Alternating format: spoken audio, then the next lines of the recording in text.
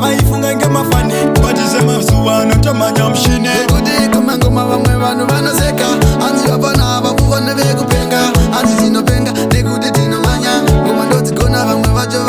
vacharamba vachitotomoka nekuti ngoma isusu takudhandaura apana notisaiza kana kuti mise izokozi zvemangoma takubharura kumangoma vamwe vakuti nezvemushonga vamwe vakufunga kuti isu takaromba ana yudi geto ngoma tinodzigona asi nhasi uno vakutaura vakutoti mini zakatanga semafani but this time ngoma ndakumhanya wane vachinji vaiseka vaifunga ngemafani but semazuva anotomhanya mushini kuti kumangoma vamwe vanhu vanoseka hanzi vapana vakuvane vekupenga hanzi tinopenga nekuti tinomhanya ngoma ndodzigona vamwe vacho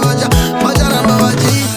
vachivenga nekuti isu ngoma dzacho todzigona asi vakufunga takaromba nemakona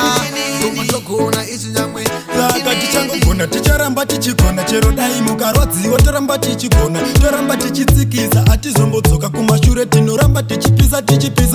alright zvakatanga semafani but this time ngoma ndakumhanya wane vachinji vaiseka vaifunga ngemafani but semazuva anotomhanya mushini kuti kumangoma vamwe vanhu vanoseka hanzi vapana vakuvane vekupenga hanzi tinopenga nekuti tinomhanya ngoma ndodzigona vamwe vacho